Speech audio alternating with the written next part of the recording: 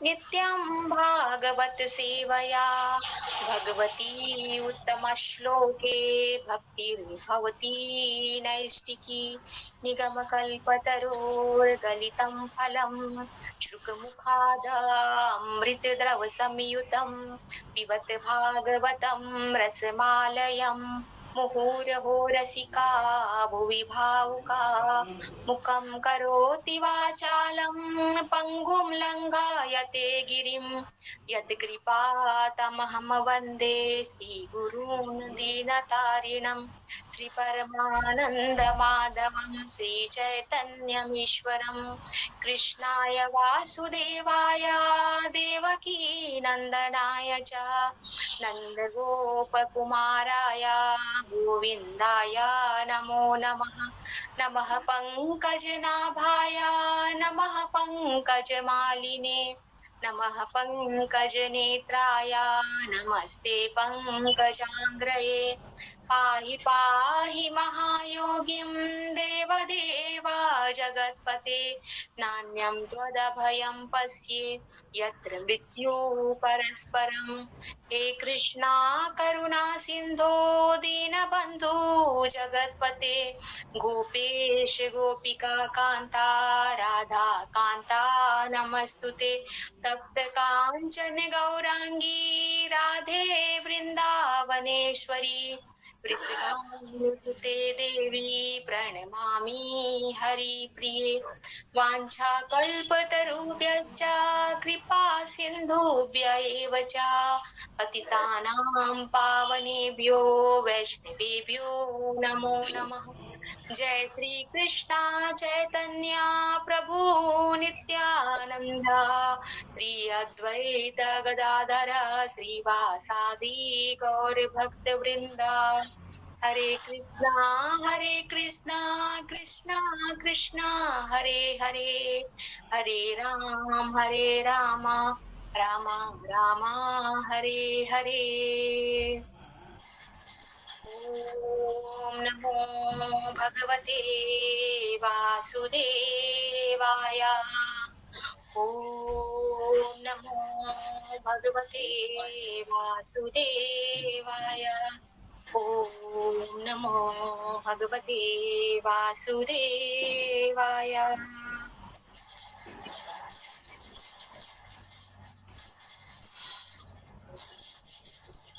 गौरवाणी प्रचार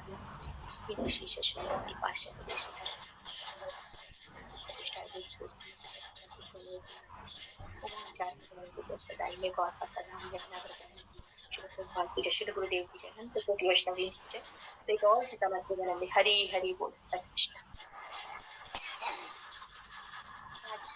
आज हम लोग पढ़ेंगे chapter canto 1 chapter 18 shloka number 38, 39 और 40 ये 3 श्लोक आज हम लोग पढ़ेंगे। और चैप्टर है आज ब्राह्मण बालक द्वारा महाराज परीक्षित को श्राप। आज इस चैप्टर के ये 3 श्लोक हम लोग पढ़ेंगे। मैं श्लोका पढ़ती हूँ। कृष्ण प्रभु जी मैं श्लोका पढ़ती हूँ और उसका अनुवाद और तात्पर्य पढ़िएगा प्रभु जी। श्लोका नंबर 38 है। ततो अभ्येत्याश्रमं बालो गले सर्प कलेवरं पीतरं वीक्ष्य दुःखार्तो युक्त कंठो रुदोहः। ततो अभ्येत्याश्रमं बालो गले सर्प कलेवरं पीतरं वीक्ष्य दुःखार्तो मुक्त कंठो रुदोहः। ततो अभ्येत्याश्रमं बालो गले सर्प कलेवरं पीतरं वीक्ष्य दुःखार्तो मुक्त कंठो रुदोहः। इसका अनुवाद एवं तात्पर्य श्रील प्रभुपाद द्वारा। तत्पश्चात जब वह बालक आश्रम को लौट आया तो उसने अपने पिता के गले में सर्प देखा और उद्विग्नता के कारण वह जोर से चिल्ला पड़ा। तात्पर्य वह बालक प्रसन्न तो नहीं हुआ था क्योंकि उसने बहुत बड़ी भूल की थी। और वह रोकर मन को हल्का करना चाह रहा था। अतएव आश्रम में प्रवेश करके जब उसने अपने पिता की दशा देखी तो वह जोर से चिल्लाया जिससे उसे राहत मिल सके, लेकिन बहुत देर हो चुकी थी। पिता ने पूरी घटना पर खेद प्रकट किया। श्लोक नंबर 38। सवा अंगीरसो ब्राह्मण श्रुत्वा सुत विलापनम उन्मील्यासन कै नेत्रे दृष्ट्वा चांसे मितोरगम। सवा अंगीरसो ब्राह्मण श्रुत्वा सुत विलापनम उन्मील्यासन कै नेत्रे दृष्ट्वा चांसे मृतोरगम। सवा अंगीरसो ब्राह्मण श्रुत्वा सूता विलापनम उन्मील्यासन कै नेत्रे दृष्ट्वा चांसे मृतोरगम। अनुवाद एवं तात्पर्य श्रील प्रभुपाद द्वारा। जय श्रील प्रभुपाद। हे ब्राह्मणों, अंगिरा मुनि के वंश में उत्पन्न उस ऋषि ने अपने पुत्र का चिल्लाना सुनकर धीरे धीरे अपनी आंखें खोली और अपनी गर्दन के चारों ओर मरा हुआ सर्प देखा। हरे कृष्णा। श्लोक नंबर 40। विसृज्य तंच पप्रच्छ वत्स कस्माद्धिरोदिसी केन वा ते अपकृत्य विद्युक्ता स न्यवेदयत्। विसृज्य तंच पप्रच्छ वत्स कस्माद्धिरोदिसी केन वा ते अपकृत्यमित्युक्ता स न्यवेदयत्। अनुवाद एवं तात्पर्य श्रील प्रभुपाद द्वारा। उन्होंने मरा हुआ सर्प एक ओर फेंक दिया और अपने पुत्र से पूछा कि वह क्यों रो रहा है, क्या किसी ने उसे चोट पहुंचाई है। यह सुनकर बालक ने जो कुछ घटना घटी थी उसे कह सुनाया। तात्पर्य श्रील प्रभुपाद द्वारा। पिता ने गले में पड़े हुए सर्प को अधिक गंभीरता से नहीं लिया, उन्होंने उसे फेंक दिया। वास्तव में महाराज परीक्षित से कोई बहुत बड़ी भूल नहीं हुई थी, लेकिन मूर्ख पुत्र ने उसे गंभीरता से लिया और कली के वश में होने से उसने राजा को शाप दे दिया। इस तरह उसने एक सुखद इतिहास के अध्याय का अंत कर दिया। हरि बोल। हरे कृष्णा। तो आज हम लोग इस तीनों श्लोका के माध्यम से जो समीक ऋषि का पुत्र श्रृंगी रहता है, तो उन्होंने जो महाराज परीक्षित के साथ जो व्यवहार किया उसका जो वर्णन जो इस तीनों श्लोका के माध्यम से मिलता है, इसके बारे में आज हम लोग सुनेंगे। और जो कली का आगमन, जो महाराज परीक्षित के राज्य में कली का आगमन होता है और किस तरह वह अपना कार्य करना प्रारंभ करता है, इसके बारे में भी इसमें वर्णन मिलता है। और महाराज परीक्षित के जो जीवन काल के जो अंतिम जो दिन होते हैं वो किस तरह की घटनाओं से उनका जीवन जो है गुजरता है और उन्होंने किस तरह जो भगवान की भक्ति इन 7 दिनों के अंदर ही प्राप्त की, इसके बारे में बहुत सुंदर कथा है इस श्लोका में। और इसका वर्णन जो है हम लोग आज इस श्लोका के माध्यम से करेंगे और इस कथा को सुनेंगे हम लोग आज। तो जैसा कि जो महाराज परीक्षित जो है वो पूरे पृथ्वी के चक्रवर्ती जो सम्राट रहते हैं और वे एक बार वो शिकार करने के लिए जाते हैं। तो शिकार इसका वर्णन जो पहले के श्लोका में भी हम लोग सुन चुके हैं कि जब वे शिकार करने के लिए जाते हैं तो शिकार करते करते वे जब बहुत थक जाते हैं और थक के जाते हैं तो उनको बहुत भूख और प्यास लगाती है, तो वो पानी की तलाश करने लगते हैं। और पानी की तलाश करते करते जब वे कहाँ पहुंच जाते हैं, समीक ऋषि के आश्रम के पास पहुंच जाते हैं। और जब वो आश्रम उनको दिखाई देता है तो वे बहुत प्रसन्न होते हैं, क्योंकि उस समय जो उनकी अवस्था रहती है वो भूख प्यास से बहुत व्याकुल रहती है, उनको पानी की बहुत आवश्यकता रहती है। तो वे यह सोचते हैं कि मुझे इस आश्रम से जरूर जो पानी जो है वह प्राप्त होगा, और इसी कामना के साथ वे उस आश्रम में प्रवेश करते हैं। और जैसा कि हमारे जो सनातन धर्म में यह परंपरा भी है, अतिथि देवो भव। तो हमारे घर में कोई भी आता है, चाहे वो हमारा शत्रु भी हो, हम उसे जानते हो या नहीं जानते हो, तो यह परंपरा है कि जो उसकी जो है उचित आओ भगवत जो है वह करनी चाहिए, आतिथ्य सत्कार जो है करना चाहिए। यही जो है सनातन धर्म के अनुसार जो हमारा सदाचार है। तो जो महाराज परीक्षित है वो तो चक्रवर्ती सम्राट रहते हैं, तो जो भी आतिथ्य सत्कार करता है तो अपनी सामर्थ्य के अनुसार जैसी उसकी सामर्थ्य है उस हिसाब से उसका जो अतिथि का उससे जिस तरह बन सकता है उसका सत्कार जो है अवश्य ही करना चाहिए।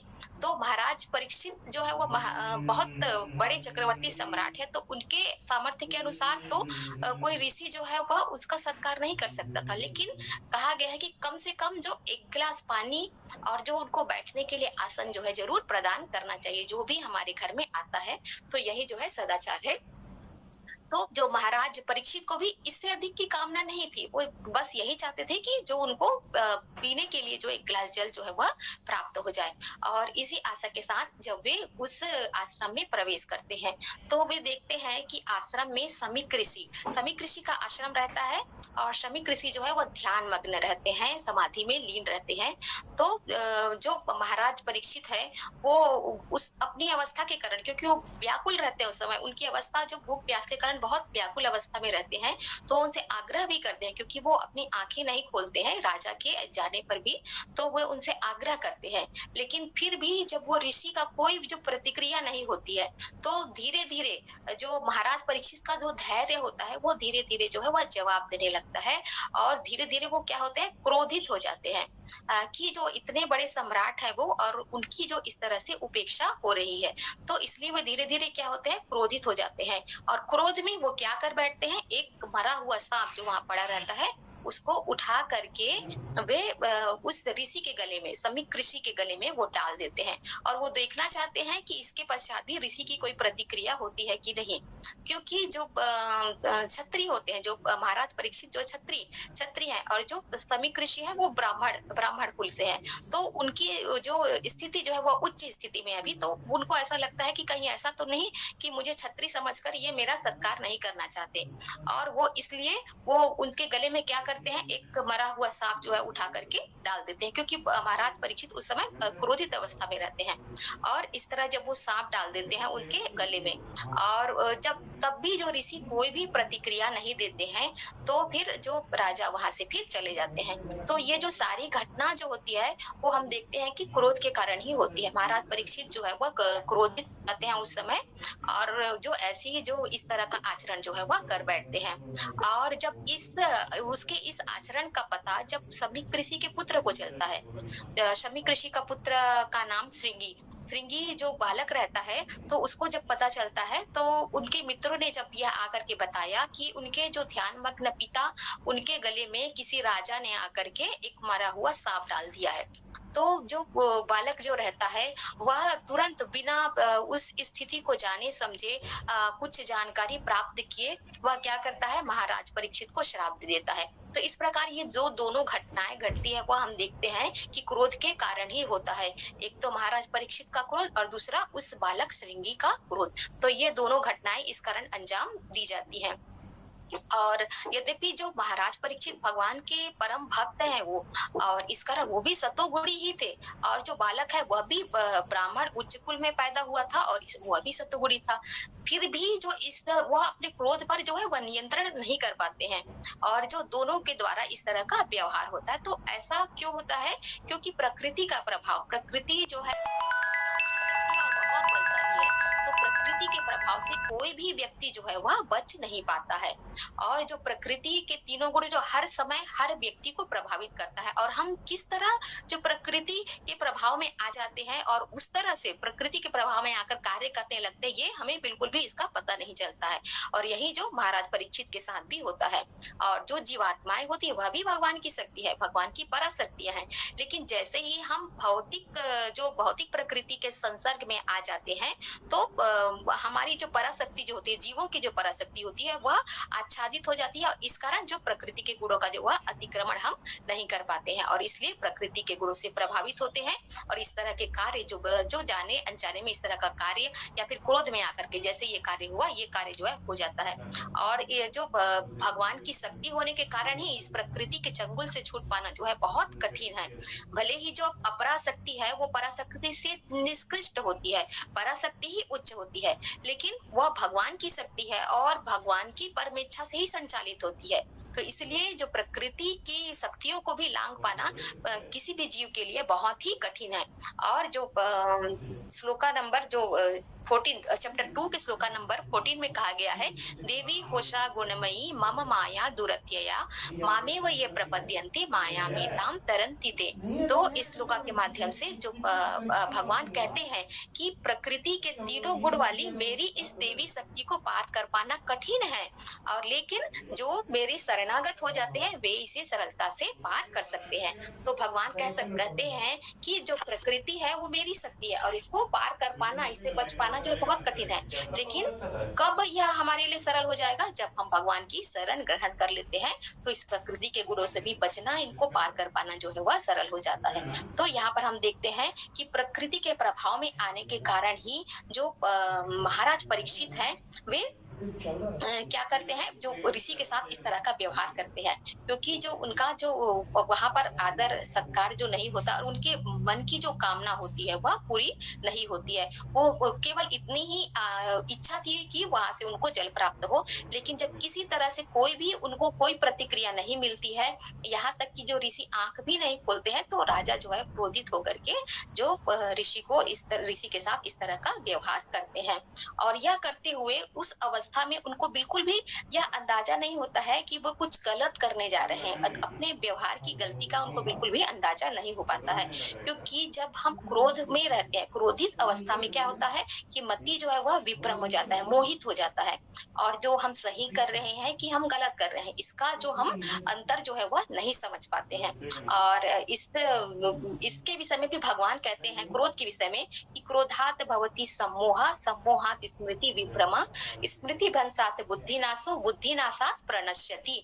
तो इसमें भगवान कह रहे हैं कि क्रोध से पूर्ण मोह उत्पन्न हो जाता है और मोह से स्मरण शक्ति का भी भ्रम हो जाता है, और जब स्मरण शक्ति का भ्रमित हो जाती है तो बुद्धि नष्ट हो जाती है, और बुद्धि नष्ट होने से पर मनुष्य भवकूप में गिर जाता है। तो इस श्लोका में भगवान ये इसका अर्थ बताते हैं। और जब क्रोध के कारण महाराज परीक्षित का भी क्या हुआ, स्मृति जो है विभ्रम हो गया और वे समझ ही नहीं सके कि वो क्या कर रहे हैं कि गलत कर रहे हैं। क्योंकि जब कोई भूखा और प्यासा व्यक्ति होता है, तो हम सभी जानते हैं, ये हमारे साथ भी घटता है कि जब भूख और प्यास के समय क्या होता है कि जो क्रोध जो है बहुत जल्दी आ जाता है, और इसी तरह महाराज परीक्षित के साथ भी यही हुआ था। और क्रोधित अवस्था में महाराज परीक्षित का स्मृति जो मोहित हो गया, विभ्रम हो गया कि वो ये समझ ही नहीं सके कि वो गलत करने जा रहे हैं, कि किसी भी जो ध्यान मग्न ऋषि जो निर्दोष इस तरह ध्यान में बैठा है तो उसके साथ जो है इस तरह का व्यवहार जो है वह नहीं करना चाहिए, ऐसा गलत है। और जो ऋषि है वो किसी तरह से महाराज का अनादर नहीं करना चाहते थे, उनको तो महाराज की उपस्थिति का भी पता नहीं था क्योंकि वे ध्यान मग्न थे।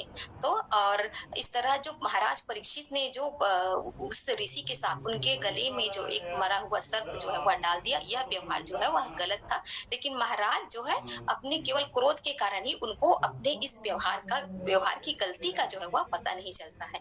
और इस तरह जब इस घटना का पता जब उसके पुत्र सम्मिक ऋषि के पुत्र को चलता है कि जो राजा ने क्या किया है कि उनके पिता के गले में जो मरा हुआ सांप डाल दिया है, तो वह पुत्र भी तुरंत ही इस घटना को सुन करके क्रोधित हो जाता है। उस समय उसको चाहिए था कि वह पूरी स्थिति का वह उसको पता लगाता, अपने बड़ों से परामर्श करता और उसके पश्चात वह कोई निर्णय लेता। लेकिन उसने तुरंत ही क्रोधित अवस्था में आकर के फिर जो उस महाराज को क्या करता है, बहुत बुरा भला कहता है, अपशब्द कहता है और उसके पश्चात जो है वह महाराज को वह श्राप दे देता है। अगर जो ऋषि पुत्र भी उस स्थिति की गंभीरता को समझकर अपने क्रोध पर संयम कर लेता तो स्थिति कुछ और हो सकती थी।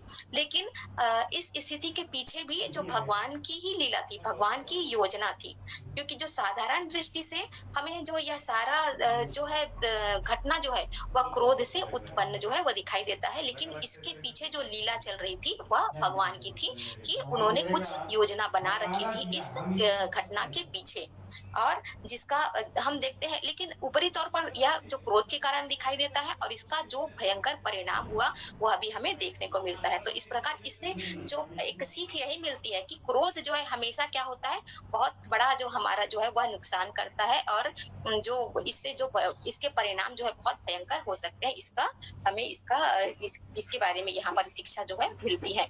और इसी क्रोध के क्या परिणाम हो सकता है। इसी पर एक बहुत सुंदर सी कहानी है, राजा विक्रमजीत की एक कहानी है। तो एक राजा रहते हैं विक्रमजीत, वो बहुत अच्छे राजा रहते हैं, बहुत न्याय प्रिय, अनुशासन प्रिय राजा रहते हैं। और उनके जो उनकी जो प्रजा रहती है बहुत सुखी रहती है उनके राज्य में, क्योंकि राजा जो है बहुत अच्छी तरह से शासन जो है वह करते थे और अपने राज्य में कुछ भी, किसी भी तरह का अन्याय जो है वह होने नहीं देते थे। तो उनका एक पुत्र रहता है, उसका नाम रहता है विश्वजीत। तो विश्वजीत जो रहता है वो बहुत क्रोधी स्वभाव का रहता है और वह छोटी छोटी बातों पर वह क्रोध करता था और झगड़ा करता था। इस तरह उसका जो व्यवहार रहता है वह ऐसा रहता है। तो राजा जो है अपने पुत्र को बहुत बार इसके बारे में समझाते हैं कि देखो, क्रोध नहीं करना चाहिए और क्रोध करने के कारण जो है हमेशा जो है वह इसका बहुत भयंकर परिणाम होता है और बाद में हमें क्या होता है, इसके कारण पछताना ही पड़ता है। लेकिन जो उसका पुत्र रहता है विश्वजीत, वह जो अपने जो आदत से वह बाज नहीं आता था और हमेशा जो है वह अपनी इसी आदत के कारण वह खुद भी परेशान होता था और जो राजा भी इसके कारण बहुत परेशान होते थे। तो राजा के वहाँ राजा के राज्य में एक बहुत सुंदर सा वन था। तो वन में बहुत सुंदर सुंदर पशु पक्षियां थे। तो राजा जो है वो पशु पक्षियों से और वो जानवरों से बहुत प्यार करते थे। तो उन्होंने उस वन में, उस पर्टिकुलर जो एक बहुत सुंदर सा वन था उनके राज्य में, उस वन में उन्होंने प्रतिबंध लगा के रखा था कि यहाँ पर कोई भी जो है वह शिकार नहीं करेगा। तो जो उनका जो पुत्र रहता है वो उस वन में चला जाता था और वो शिकार करने के लिए चला जाता था वहां पर। लेकिन राजा ने वहां पर एक सिपाही भी नियुक्त किया था, उसका नाम रहता है सरजू।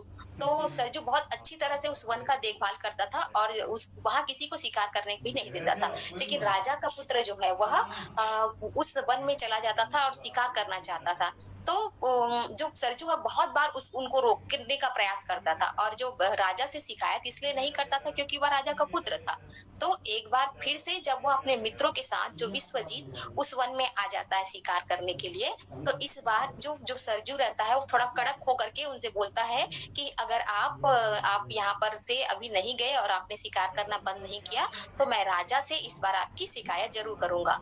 तो अब जो यह सुनता है जब विश्वजीत, तो वह तुरंत क्रोध में आ जाता है और क्रोध में आकर के जो वो तलवार निकाल के उस सरजू का गर्दन जो है वो काट देता है। तो इस तरह वहां पर जो सरजू की मृत्यु हो जाती है। अब मृत्यु हो जाती है, अब क्रोधित अवस्था में उसने ऐसा कर दिया। लेकिन जब उसका क्रोध शांत होता है तब उसको समझ में आता है कि मैंने तो बहुत बड़ी गलती कर दी, सरजू की तो यहाँ पर कोई गलती नहीं थी और मेरे द्वारा जो उसकी हत्या हो गई है। और अब जब महाराज को इसके बारे में पता चलेगा तो इसकी बहुत कठोर जो सजा वो देंगे और उसके सारे मित्र भी डर जाते हैं। लेकिन उसके मित्र अब उस राजकुमार को, विश्वजीत को, वो समझाते हैं कि देखो, इस घटना का किसी को पता नहीं है, तो हम ऐसा करेंगे कि हम जाकर के राजा को कोई दूसरी ही कहानी सुनाएंगे। हम कहेंगे कि हम तो केवल वहां पर घूमने के लिए ही गए थे, लेकिन जो उसने हमें वहां अंदर प्रवेश करने से ही रोक दिया और जब जो झगड़ा होने लगा दोनों के बीच में और बीच बचाव करते हुए जो उसकी मृत्यु हो गई, इस तरह हम कहेंगे राजा से जाकर के। और वो फिर सारे वहां से चले जाते हैं। उसके मित्र कहते हैं कि किसी को जो इसके बारे में पता नहीं है, तो हम क्या करते हैं, जो इसका जो इसकी जो डेड बॉडी है उसको कहीं ठिकाने लगा देते हैं और फिर किसी के बारे में इसको नहीं बताएंगे। ऐसा करके वो सब करके वो चले जाते हैं। लेकिन जो गुप्तचरों के द्वारा जो महामंत्री होते हैं राजा के, उनको इस बात का पता चल जाता है और जो महामंत्री जो है वो सोचते हैं कि अगर राजा को पता चला तो वो जरूर अपने पुत्र को सजा देंगे और जो महामंत्री है वो भी नहीं चाहते थे कि राजा के पुत्र को सजा मिले। तो वो क्या करते हैं, वो सरजू की पत्नी के पास जाते हैं और सरजू की पत्नी को कहते हैं कि देखो, जो होना था वह तो हो गया, अब सरजू तो वापस आएगा नहीं, लेकिन तुम इस घटना को किसी को नहीं बताना इसके बारे में, और इसके बदले में मैं जो जीवन भर तुम्हारे परिवार का पालन पोषण करूंगा। अब जो सरजू की पत्नी रहती है वो अभी तैयार हो जाती है कि चलो, कम से कम मेरे परिवार का पालन पोषण तो होगा, क्योंकि अब तो उसका पति जो है वापस आने वाला नहीं था। अब वो अभी शांत रहती है, वह किसी को कुछ नहीं बोलती है और इस तरह फिर ये घटना जो है वह दब जाता है। तो कुछ समय लेकिन जो उसके मन का डर, जो राजकुमार और उसके मित्र रहते हैं, उनके मन का डर रहता है कि किसी तरह से ये घटना जो है छिपेगी नहीं, एक ना एक दिन तो इसके बारे में पता चल ही जाएगा। तो जाकर के हमें क्या करना चाहिए, राजा को स्वयं इसके बारे में बता देना चाहिए। अब वे क्या करते हैं, राजा को जाकर के इसके बारे में बता देते हैं कि ऐसा-ऐसा ये हो गया। तो जो राजा है वो बोलते हैं कि अरे ये तो बहुत गलत हुआ, उस सरजू को तो ऐसा बिल्कुल नहीं करना चाहिए, तुम मेरे पुत्र हो और तुम वहां पर शिकार करने के लिए नहीं गए थे, तो तुमको उसको रोकना नहीं चाहिए था और उसने गलती किया है और तुमने जो किया ठीक किया। तो ठीक है, पर अब सरजू की तो मृत्यु हो गई, ठीक है, उसको सजा तो नहीं दिया जा सकता, तो हम उसके परिवार को सजा देंगे इसकी, क्योंकि सरजू ने बहुत बड़ी गलती की थी, तो सजा तो बिल्कुल मिलनी ही चाहिए। तो इस तरह क्या करते हैं, राजा जो है वे उसके परिवार को पूरा कैदी बना लेते हैं। और जब उन सबको, उनके परिवार के सब लोगों को इस तरह कैद कर दिया जाता है, तो जो सरजू की पत्नी रहती है वो सारी बातें जो है राजा को बता देती है। बोलती है कि जो मेरे पति ने जो वह कुछ भी अपराध नहीं किया था, वो तो सिर्फ जो राजकुमार जो वहां पर शिकार करने के लिए आए थे, तो उनको रोकने का उन्होंने प्रयास किया था, और राजकुमार ने ही जो क्या किया, उनका जो उनकी हत्या कर दी। तो इस तरह जब उनकी पत्नी जो ऐसा बोलती है, तो राजा बोलते हैं कि नहीं, मैं कैसे तुम्हारी बात पर विश्वास करूं कि मेरे पुत्र ने ऐसा किया है। तब उनकी पत्नी बोलती है, अच्छा आपको विश्वास नहीं है तो आप महामंत्री से पूछ लीजिए, जो महामंत्री ने ही मुझे चुप रहने के लिए कहा था, और इतने दिनों से जो मेरे परिवार का पालन पोषण वही कर रहे हैं, और अगर ये मेरी बात गलत होती तो वो क्यों मेरे परिवार का पालन पोषण करते। तो इस तरह जो अब महामंत्री से जब राजा पूछते हैं, तो महामंत्री जो है अब झूठ नहीं बोल पाते हैं, और वो भी जो सारी बातें जो है बता देते हैं सच सच कि हाँ ऐसा ही हुआ था। तो इस तरह जो राजा जो है वो सच्चाई पता करने के लिए ये राजा जो है इस तरह की जो चाल वह चलते हैं, और इस तरह जो सच्चाई जो है वह सामने आ जाती है। तो अब जो राजा तो बहुत न्याय प्रिय रहते हैं, तो वो अपने पुत्र को जो इस घटना के लिए वो उसको देश से निकाला दे देते हैं, और उसके सारे मित्र को भी देश निकाला दे देते हैं। इस तरह हम देखते हैं कि जो राजा का पुत्र जो रहता है वह क्रोध के कारण जो है वह उसका जो राजसिक जीवन जो है वह नष्ट हो जाता है, और जो उसको फिर अपने जो वह राजा बन सकता था वह उससे उसको वंचित होना पड़ता है, और जो उसका जो परिणाम जो है बहुत बुरा होता है। और जो उस मंत्री को भी जो राजा ने सजा दी इसके बारे में। तो इस तरह जो राजा जो है जो उस क्रोध के कारण उस राजकुमार के साथ ये सारी जो घटनाएं जो घटती है, तो हम देखते हैं कि इस तरह क्रोध करने के कारण ही जो इस तरह के परिणाम जो है वह सामने आते हैं। और जब हमें हमारी गलती का जब एहसास होता है, तो उसके पश्चात उसको सुधारने का कोई भी मौका जो है हमारे हाथ में नहीं होता है, और केवल क्या होता है, तो पश्चाताप ही होता है। तो इसी तरह जब वो ऋषि पुत्र जो रहता है श्रृंगी, शमीक ऋषि का पुत्र श्रृंगी, उसने क्या किया, महाराज परीक्षित को श्राप तो दे दिया कि 7 दिनों के अंदर जो तक्षक नाग के काटने से राजा की मृत्यु हो जाएगी। ऐसा जो उस शमीक ऋषि का पुत्र जो रहता है वह क्रोध में आकर के महाराज परीक्षित को ऐसा श्राप वह दे देता है। तो ऐसा करने के पश्चात जब वो श्राप तो दे देता है, लेकिन अब उसको अपनी गलती जो है वह समझ में आती है कि मैंने क्या किया, बहुत बड़ी जो है मुझसे भूल हो गई है, मुझे ऐसा बिल्कुल भी नहीं करना चाहिए था। और इस तरह हम देखते हैं कि अगर क्रोध करने से अगर किसी समस्या का समाधान होता, तो हमारा मन जो है क्रोध करने के बाद शांत होना चाहिए। लेकिन जब हम क्रोध कर लेते हैं और उसके पश्चात हमें समझ में आता है कि जो हमने क्या किया है, गलती किया है, और उसके पश्चात जो मन जो है हमारा आत्मग्लानि से भर जाता है। और इसी तरह जब उसको अपनी गलती का एहसास होता है श्रृंगी को, तो उसे भी बहुत आत्मग्लानि होती है कि उसने अच्छा नहीं किया, और जो महाराज परीक्षित का इतना बड़ा अपराध नहीं था कि उसे मृत्यु का श्राप दिया जाए। लेकिन अब जो है वह तीर जो है वह कमान से निकल चुका था, और अब जो इसको सुधारा किसी तरह से नहीं जा सकता था।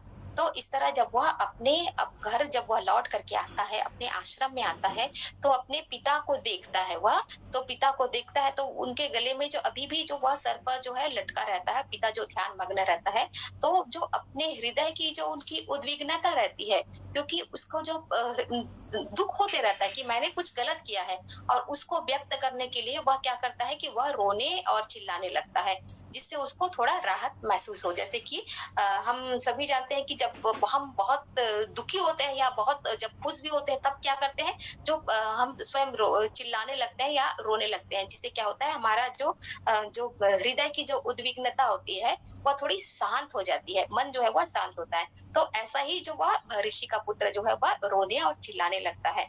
तो देखते हैं कि ये जो सारा कुछ ये घटना जो घटती है, तो यह सब कुछ भगवान के योजना के तहत ही चल रही थी, क्योंकि भगवान ही नियंता है और भगवान की इच्छा के बिना जो है वह एक भी पत्ता जो है वह नहीं मिलता है। लेकिन इस पूरी घटना से सीख क्या मिलती है कि हम जब क्रोधित अवस्था में होते हैं तो हमें क्या करना चाहिए, उस समय कोई भी निर्णय नहीं लेना चाहिए, क्योंकि जब हम निर्णय लेते हैं तो क्रोध की अवस्था में हमेशा गलत निर्णय ही हम लेते हैं, क्योंकि उसमें उस अवस्था में जो रस्सी भी जो है वो सांप ही नजर आता है। और बिना सोचे समझे और जब हम इस तरह क्रोध की अवस्था में कोई निर्णय ले लेते हैं तो बाद में क्या होता है, हमें पछताना पड़ता है और जो इसका नुकसान जो है वह उठाना पड़ता है। तो जब उसका ऋषि शमीक का पुत्र जब इस तरह रोने और चिल्लाने लगता है, तो शमीक ऋषि जब उसकी आवाज सुनते हैं तो वो धीरे धीरे अपनी आंखें खोलते हैं। सवा अंगिरसो ब्रह्मण श्रुत्वा सुत विलापनम। तो यहाँ पर जब ब्राह्मण जो है अपने पुत्र की आवाज सुनकर जब वो आंखें खोलते हैं तो वो क्या देखते हैं कि उनके गले के चारों ओर जो मरा हुआ सांप जो है वह पड़ा हुआ है। तो वो उससे उनको जो उस कुछ भी वो प्रतिक्रिया व्यक्त नहीं करते, उसके लिए वो सिर्फ जो उसको निकाल करके बाहर फेंक देते हैं। तो यहाँ पर हम देखते हैं कि जो शमीक ऋषि को अंगिरसो ब्राह्मण कह करके संबोधित किया गया है, क्योंकि जो शमीक ऋषि है वो अंगिरा ऋषि के वंशज थे। अंगिरा ऋषि बहुत महान तपस्वी ऋषि थे और इसीलिए जो उनका कुल जो है वह उनके नाम से उनका कुल को जो अंगिरा ऋषि के नाम से उनका कुल का नाम जो पड़ा हुआ था। और यहाँ पर जो शमीक ऋषि को अंगिरसो ब्राह्मण करके संबोधित किया गया है। तो जो अंगिरा ऋषि है वो बहुत महान तपस्वी जो ऋषि रहते हैं और वो ब्रह्मा के मानस पुत्र रहते हैं और उनका विवाह जो है दक्ष प्रजापति की पुत्री स्मृति से हुआ था और इस तरह वे वंश वृद्धि करके जो ब्रह्मा के सृजन कार्य में उन्होंने सहयोग दिया था। तो ब्रह्मा ऋषि इतने महान, इतने तपस्वी, इतने तेजस्वी थे और उनका ब्रह्म तेज जो है वो इतना अधिक था कि जो अग्निदेव है उनके तेज से भी उनका जो ब्रह्म तेज बहुत इतना अधिक रहता है। तो जब अग्निदेव जब अंगिरा ऋषि के तेज को देखते हैं तो उनको जो अपनी स्थिति पर वो उनको बहुत वो स्वयं को हीन महसूस करते हैं, स्वयं को तुच्छ महसूस करते हैं कि जो मैं अग्नि होते हुए भी मेरे पास इतना तेज नहीं है जितना कि अंगिरा ऋषि के पास है। तो वे अंगिरा ऋषि के पास जाते हैं अग्निदेव और जा करके उनसे जो अपना हृदय का उनके हृदय में जो भावनाएं रहती वो उनके बारे में बताते हैं कि मैं क्या कर रहा हूँ, अपने आप को बहुत हीन महसूस कर रहा हूँ कि मेरा तेज जो है आपके सामने कुछ भी नहीं है। तो अग्नि का जो कार्य है वो आप ही संभाल लीजिए और मुझे इससे मुक्त कर दीजिए। तो जो अंगिरा ऋषि जो रहते हैं वे उसके दुख को समझते हुए, उनके मन को समझते हुए फिर जो अंगिरा ऋषि उसको अपने पुत्र के रूप में ही स्वीकार कर लेते हैं और कहते हैं कि मैं तुम्हें अपने पुत्र के रूप में स्वीकार करता हूँ और तुम आज से जो सभी देवताओं को हवि पहुंचाने का कार्य करो और जो भी तुम्हारे जीवन में जो भी कष्ट आएगा तो मैं उसमें तुम्हारा सहयोग करूंगा। इस तरह जो अंगिरा ऋषि जो है वह कहते हैं। तो यहाँ पर हम देखते हैं कि जब कोई अपने कुल में बहुत महान कार्य करता है तो उसके कुल का कितना मान और सम्मान बढ़ता है, जैसे कि अंगिरा ऋषि के कारण जो उनके कुल का इतना मान और सम्मान था। लेकिन आज यहाँ पर फिर से अंगिरा ऋषि का नाम जो है वह उजागर होता है, लेकिन यहाँ पर जो आज सम्मान के लिए नहीं बल्कि उनके कुल के एक बालक ने जो यह कार्य किया है जिसके कारण जो उनके कुल का जो नाम जो बदनाम हुआ, इसके कारण से फिर से जो है उनका नाम उजागर जो होता है। तो इस घटना को सुन करके मन में यही एक प्रश्न आता है कि इतने महान कुल का बालक होते हुए भी वह कैसे इस तरह का कार्य करता है और अपने क्रोध को नियंत्रित क्यों नहीं कर पाता है। और महाराज परीक्षित भी एक महान भक्त थे, भगवान के सतोगुणी थे और फिर भी वो भी क्रोध में इस तरह का कार्य करते हैं। तो इन दोनों के कार्य करने के पीछे क्या कारण था? तो ऐसा ही प्रश्न जो है गीता में भी हमें एक देखने को मिलता है, जहाँ पर अर्जुन जो है वह भगवान कृष्णा से प्रश्न करते हैं कि अथा केन प्रयुक्तो अयम पापम चरति पुरुषः अनिच्छन्नपि वाष्णेया बलादीवा नियोजितः। तो इस श्लोका के माध्यम से अर्जुन जो है वो भगवान से ये प्रश्न करते हैं कि हे वृष्णिवंशी, मनुष्य ना चाहते हुए भी पाप कर्मों के लिए क्यों प्रेरित होता है?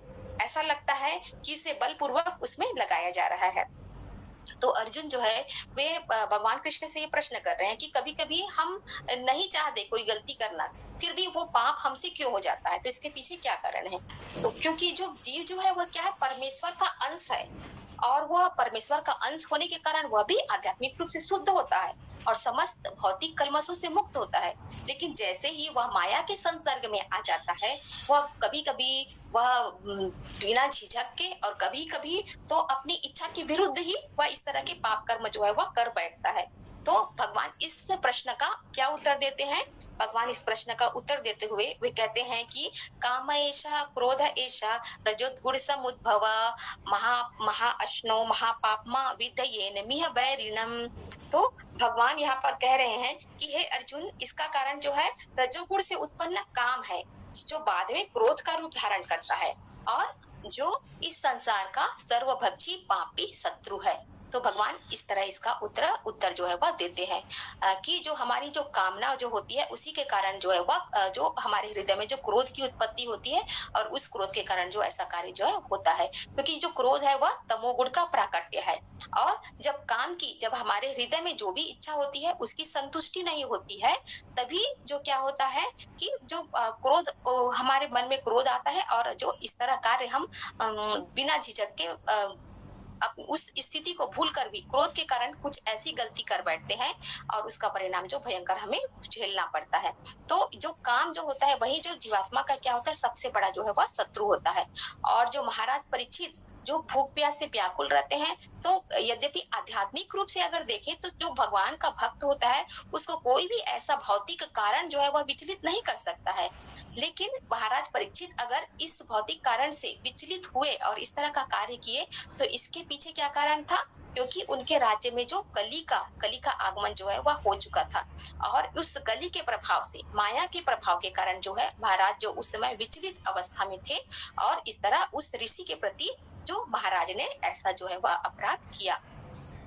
और जो जब उनकी हृदय की कामना जो वो पूर्ति नहीं होती, उनके हृदय की कामना जो इच्छा थी उस समय उनके हृदय में, तो जब उसकी पूर्ति नहीं होती है तो वे राजा जो है क्रोधित हो गए।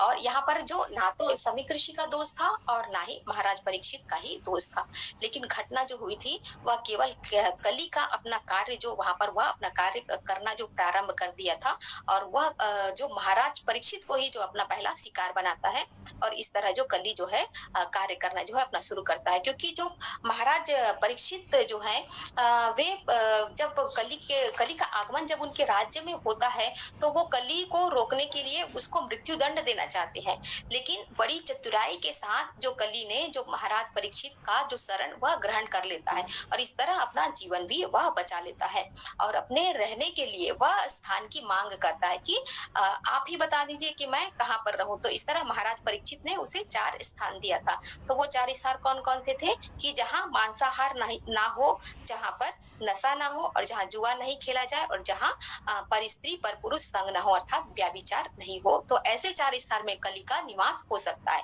लेकिन जो महाराज परीक्षित के राज्य में इस तरह कोई भी स्थान जो है कली को प्राप्त नहीं होता है। तो कली जो पुनः जो महाराज परीक्षित से कहता है कि ऐसा कोई भी स्थान तो मेरे लिए आपके राज्य में है ही नहीं, तो मुझे कोई एक दूसरा स्थान दीजिए जहाँ पर मैं निवास कर सकूं। तो महाराज परीक्षित ने उसको 5वां स्थान दिया था सोने में जो कली का निवास रहेगा। तो महाराज जो कली जो रहता है, जो इस सोने के माध्यम से ही महाराज परीक्षित को अपना शिकार बनाता है। जो महाराज परीक्षित जो सोने का मुकुट पहने रहते हैं, तो उसी के द्वारा जो वह महाराज परीक्षित को प्रभावित करते हैं, और इस तरह महाराज परीक्षित के द्वारा वह जो इस तरह का कार्य जो है वह होता है। केवल कली के प्रभाव में आने के कारण जो है वह महाराज परीक्षित ऐसा कार्य जो है वह कर बैठते हैं। तो महाराज परीक्षित जो है बड़ी बुद्धिमत्ता के साथ ये जो 5 स्थान जो है वह कली को देते हैं कि इससे क्या होगा कि जो सारे जीव जो है वह इन सब कार्यों से, इन बुरे कार्यों से बचे रहेंगे, और धर्म का कार्य चलता रहेगा, और जो सोने का उपयोग भी है वह भी भगवान की सेवा में होता रहेगा। जो महाराज परीक्षित तो पूरी तरह अपनी सोच समझ कर, पूरी बुद्धि लगा करके जो ये कार्य करते हैं, और कली को इस तरह शरण भी देते हैं, उसको स्थान भी देते हैं। लेकिन भगवान की बुद्धि के आगे सब कुछ फेल है। तो इसलिए भगवान की जो योजना है वही सर्वोपरि होती है, और भगवान भगवान की इच्छा जो होती है वही कार्य जो होता है। जो महाराज परीक्षित भक्त होते हुए भी जो ऐसा कार्य कर बैठते हैं, तो केवल और केवल ये सब जो भगवान की योजना जो चलती रहती है उसके कारण ही यह सब होता है। और इस तरह जो कली जो होता है वह एक तीर दो शिकार करता है। सीधे सीधे वह क्या करता है, मस्तिष्क पर गोली चलाता है कि क्योंकि अगर कहीं और गोली लगती है हाथ पैर में तो जो जीव बच सकता है, लेकिन अगर मस्तिष्क पे गोली चले तो कोई भी चांस नहीं रहता।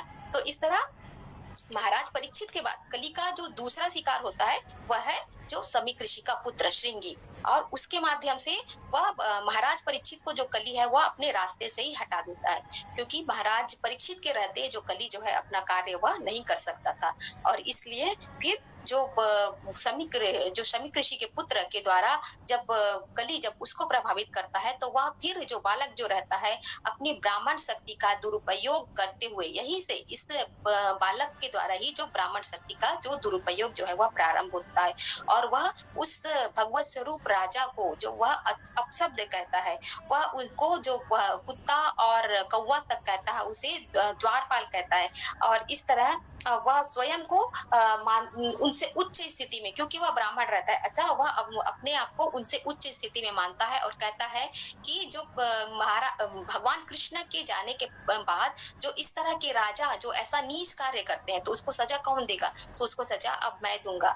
इस तरह कहते हुए वह जो कौशिक नदी का जो जल उठा करके जो महाराज परीक्षित को श्राप दे देता है कि 7 दिनों के अंदर जो तक्षक नाग के काटने से जो राजा की मृत्यु हो जाएगी। इस तरह जो है वह राजा को श्राप दे देता है। और जो इस तरह उस समीक ऋषि के पुत्र के माध्यम से ही जो धीरे धीरे फिर ब्राह्मण शक्ति जो होती है, ब्राह्मण की वर्ण व्यवस्था में जो सबकी उच्च स्थिति में है, जो कि जिसके द्वारा ही जो पूरी व्यवस्था जो है बनी हुई थी, जो सारी जो समाज की व्यवस्था जो चलती थी वो एक ब्राह्मण के द्वारा ही, क्योंकि ब्राह्मण ही जो है वह पथ प्रदर्शक होते हैं, मार्गदर्शक होते हैं और वे ही बताते हैं कि किस तरह से कार्य करना चाहिए। लेकिन इस तरह उस श्रृंगी के द्वारा जो ब्राह्मण शक्ति का, ब्राह्मण तेज का दुरुपयोग जो है प्रारंभ हो गया और जो जाति प्रथा की प्रधानता होने लगी और फिर जो ब्राह्मण परंपरा जो है वह नष्ट हो गया। और जो इस तरह जो हम देखते हैं कि जो पूरी वर्ण व्यवस्था जो है वह धीरे धीरे फिर क्या हो गई, उसकी स्थिति जो है वह बिगड़ गई। और इसका जो प्रारंभ जो है उस ब्राह्मण पुत्र श्रृंगी के द्वारा ही होता है। तो यहाँ पर देखते हैं कि अगर जब कोई इस तरह जो अनुभवहीन जो बालक के द्वारा जो महाराज परीक्षित को श्राप दिया गया, तो जब उसके द्वारा जब श्राप दिया गया तो जब उसका पता जब उसके पिता को चलता है, जब जो कि शमीक ऋषि बहुत महान, वो भी तेजस्वी अंगिरा ऋषि के वंशज जो शमीक ऋषि रहते हैं, तो उनको जब इसका पता चलता है तो उनको बहुत दुख होता है इस बात का कि उनके पुत्र के कारण जो इस तरह एक महान राजा, जो एक भगवत स्वरूप राजा का इस प्रकार से उसने उसको श्राप दे दिया और उसका जो उनके जीवन का जो उसके पुत्र के कारण ही अंत होने वाला है। तो यह जान करके जो उसको बहुत दुख होता है शमीक ऋषि को, और वे अपने पुत्र को बताते हैं कि तुमने जो बिल्कुल भी जो सही नहीं किया, तुमको ऐसा नहीं करना चाहिए था, क्योंकि जो महाराज का जो इतनी बड़ी कोई गलती नहीं थी कि उसको मृत्यु दंड का श्राप दिया जाए। और महाराज परीक्षित कौन है, तुम उसके बारे में जानते भी नहीं हो। महाराज परीक्षित जो है वो एक भगवत स्वरूप भगवान के महान भक्त है और इतने महान, इतने तेजस्वी राजा है कि आज अगर समाज जो है वह सुरक्षित है और सुखी है तो केवल महाराज परीक्षित के कारण ही है। और अगर महाराज परीक्षित जैसे राजा ना रहे तो क्या होगा, जो भगवान का कार्य जो चल रहा है, धर्म कार्य जो चल रहा है, जो भगवान का पूजा पाठ विधि विधान से अगर व्यवस्था सुचारू रूप से चल रही है तो ऐसे राजाओं के कारण ही होता है। और अगर ये राजा नहीं रहेंगे तो क्या होगा, जब पूरा जो पाप बढ़ जाएगा, धर्म कार्य जो है वो सारे रुक जाएंगे, वर्णाश्रम वैदिक आर्य धर्म सब कुछ लुप्त हो जाएगा। और जो लोग क्या करेंगे, काम वासना से विवश होकर कुत्तों और बंदरों के समान जो वर्ण संकर हो जाएंगे और पूरे तरफ जो क्या हो जाएगा, जो अधर्म और पाप जो है वह बढ़ जाएगा। तो इस तरह जो पूरे युग का तुमने नुकसान किया। इस तरह जो महाराज परीक्षित के कारण जो जो होने वाला था उसके बारे में जो शमीक ऋषि जो अपने पुत्र के बारे को बताते हैं। और इस तरह जो महाराज उसको शमीक ऋषि को अपने पुत्र की जो गलती पर उन्हें बहुत ही दुख होता है, बहुत ही पश्चाताप होता है कि उसके पुत्र के कारण अब यह कार्य जो है वह होने वाला है। तो इस तरह हम देखते हैं कि ये सारी जो घटना घटती है वह कली के कारण होती है। कली जो है वह धीरे धीरे जो अपना कार्य जो प्रारंभ करना जो है वह उसकी शुरुआत करता है। इसके कारण जो ये सारी घटना जो है वह घटती है। और यह होना ही था क्योंकि क्योंकि भगवान की यह लीला थी। भगवान ये सारी घटना के पीछे जो भगवान का ही हाथ था, भगवान की इच्छा से ये सारा कार्य जो है वह संपन्न हो रहा था। और जो कलयुग महाराज परीक्षित जो महाभारत के युद्ध के समय ही जो कलयुग का आगमन जो है हो चुका था, लेकिन जब तक भगवान कृष्ण की उपस्थिति थी तब तक जो कली का जो कार्य है वह आरंभ नहीं हो सकता था। लेकिन भगवान कृष्ण जब अंतर्धान हो जाते हैं तो वह धीरे धीरे जो अपना कार्य करना प्रारंभ करता है। और इस तरह जो महाराज परीक्षित से अपना जीवन बचा करके वह महाराज परीक्षित को निशाना बताता है। और उसके पश्चात जो उस बालक श्रृंगी के द्वारा पूरे वर्ण व्यवस्था पर आक्रमण करता है। और इस तरह जो पूरी व्यवस्था जो है कलयुग की जो हम अभी देखते हैं वह जो धीरे धीरे जो है अब बुरी से बुरी जो है वह होती जा रही है, क्योंकि कलयुग का प्रभाव जो है वह बढ़ता जा रहा है। तो हम देखते हैं कि कली ने अपना प्रभाव जो एक भगवत भक्त पर भी कर दिया था। तो हम जैसे बद्ध जीव हम उस कलयुग से कैसे बच सकते हैं?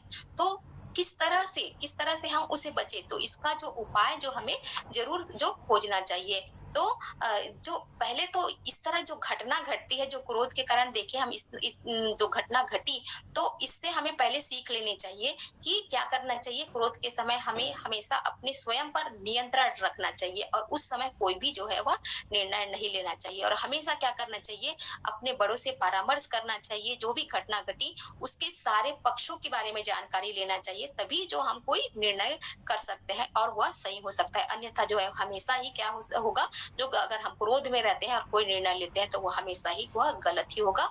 और इस तरह जो परिणाम जो महाराज परीक्षित के जाने के बाद जो हुआ वैसा ही परिणाम जो है वह प्राप्त होता है। तो इस कली से बचने के लिए हमें क्या करना चाहिए? तो इसका केवल और केवल क्या उपाय है कि हम भगवान के नाम का शरण ग्रहण करें, जो कि इस कलयुग के लिए कहा गया है। हरि नाम का जो संस्तुति जो किया गया है इस कलयुग में, तो केवल वही जो है हमें जो कलयुग के प्रभाव से बचा सकते हैं। कलयुग का ऐसा नहीं है कि कलयुग में सारी बुराइयां ही हैं। अगर महाराज परीक्षित ने कलयुग को शरण दिया था तो उसकी कुछ अच्छे गुणों को देखकर ही दिया था कि कलयुग में जो भगवान का नाम, केवल भगवान का नाम ही लेते हैं तो उससे ही मुक्ति जो है वह प्राप्त हो सकती है। और दूसरी क्या है कि हम इस कलयुग में अगर मन से अगर कुछ गलत कार्य अपराध सोचते हैं तो उसका कोई फल नहीं मिलता। लेकिन दूसरे युगों में क्या होता था कि अगर मन से भी अगर हम कुछ भी गलत कार्य करने का सोचते थे तो उसका भी फल मिलता था। लेकिन कलयुग का यही गुण है कि अगर जब तक कोई कार्य किया ना जाए तब तक उसका फल जो है वह नहीं मिलता। और भगवान का केवल स्मरण करने से, केवल उनका नाम लेने से ही जो है वह मुक्ति जो है वह प्राप्त हो सकती है। तो कलयुग के ये गुण है, तो इसीलिए इस गुण का हमें इसका लाभ जो है अवश्य उठाना चाहिए। और भगवान का जो नाम का स्मरण, जो कि बहुत सरलतम जो मंत्र दिया गया है चैतन्य महाप्रभु के द्वारा, कि अगर हम भगवान के हरि नाम का नाम ले, हरे कृष्णा कृष्णा कृष्णा हरे हरे, हरे राम राम राम हरे हरे, ये जो मंत्र प्रदान किया गया है, तो अगर हम इस मंत्र का स्मरण करते रहें, अपने जीवन में इसको उतारें और इसका जो हम अपनी मृत्यु तक अगर हमें इस मंत्र का स्मरण जो है होता रहे, तो इसके लिए अभ्यास जो है प्रारंभ करना चाहिए। और प्रारंभ करके संभव है कि हम अपने मृत्यु के समय भी जो भगवान का नाम जो है हमारे मुख से उस समय भी निकलता रहेगा। और भागवत में तो यह भी कहा गया है कि अगर मृत्यु के समय अगर ऐसी स्थिति ना रहे कि हम जो भगवान का नाम ना ले पाए, तो उस समय स्वयं भगवान स्वयं आकर के हमारी मदद करते हैं कि हम भगवान का नाम जो है ले सके। इतना प्रभाव है भगवान के नाम में। तो इसका प्रयास जो है हमें प्रारंभ करना चाहिए और जो हम इस निरंतर जो भगवान के नाम का स्मरण करना चाहिए। और इस तरह केवल कलयुग से बचने का यही और एक अंतिम उपाय है कि हम भगवान के नाम का स्मरण करते रहें और इससे जो हमें अपने मनुष्य होने का जो मनुष्य जीवन को जो हम सार्थक कर पाएंगे और जो हमारा उद्देश्य है उसको हम प्राप्त कर पाएंगे और भगवान का धाम और भगवान की भक्ति जो है हम प्राप्त कर सकते हैं। केवल और केवल यही एक उपाय है, भगवान के नाम का स्मरण करें, भगवान की भक्ति करें और भगवान का ध्यान करें। हरे कृष्णा, हरि बोल।